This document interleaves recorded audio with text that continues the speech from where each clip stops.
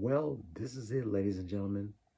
This is my finale of reviewing games from the WWF/WWE Smackdown series, and this is the one that you all been waiting patiently for me to review. It's the best game in the Smackdown series, as people would say it. That's right, I'm reviewing WWE Smackdown. Here Comes the Pain in honor of its 20th anniversary month.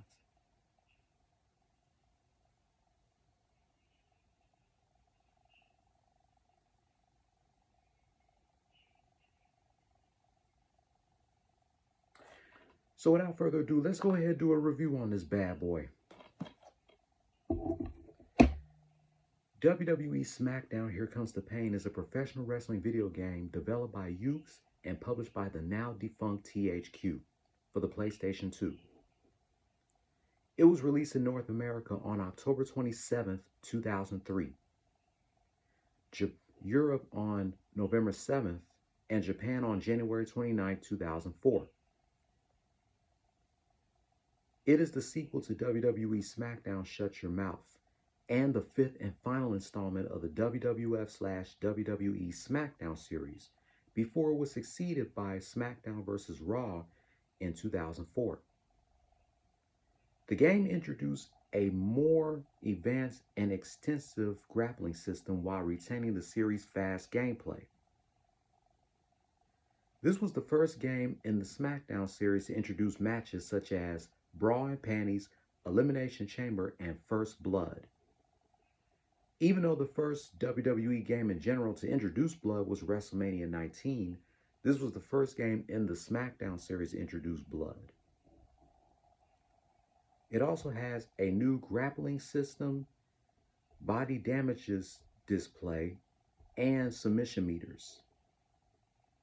There are over 50 superstars in this game, and for the first time in the series, legends were introduced, such as Rowdy Roddy Piper, Jimmy Superfly Snuka, the Road Warriors, and even The Undertaker in his original Deadman gimmick.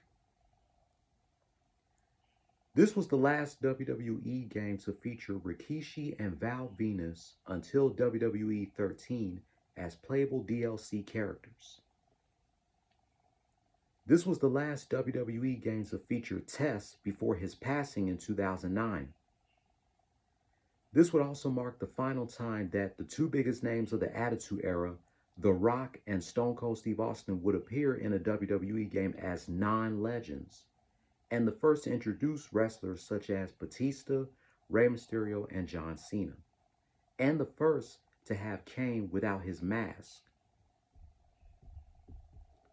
The positive about SmackDown Here Comes the Pain was, of course, this was the first game in the SmackDown series to introduce matches like I mentioned earlier, First Blood, Elimination Chamber, and Bra and Panties.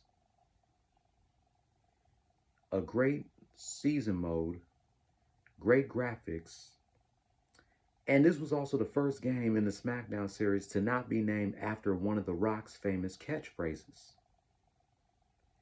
And the negative about SmackDown Here Comes the Pain was Hulk Hogan and Jeff Hardy was going to be in the game, but they were pretty much released from their WWE contracts.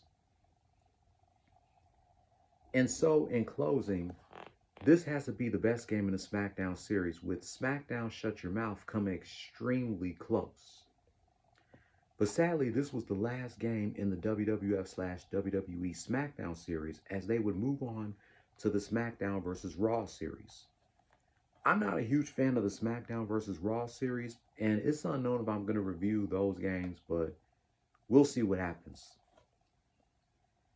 SmackDown Here Comes the Pain, of course, gets an official 10 out of 10. I will highly recommend this game to you if you haven't played it. It's the best in the SmackDown series. And this was also the first or the second WWE game in general to have The Rock as his Hollywood gimmick. The first game to have The Rock and his Hollywood character gimmick was WrestleMania 19. SmackDown Here Comes the Pain, the best game in the SmackDown series. Be on the lookout for my next video game review coming next month, and that is, I got one more game in the Super Smash Bros. Series to review that I haven't reviewed yet, and that is Super Smash Bros. For the 3DS and Wii U. What are your thoughts about WWE SmackDown Here Comes the Pain? Looking back on it 20 years later. Thank you guys for watching. Have yourselves a good night. Take care.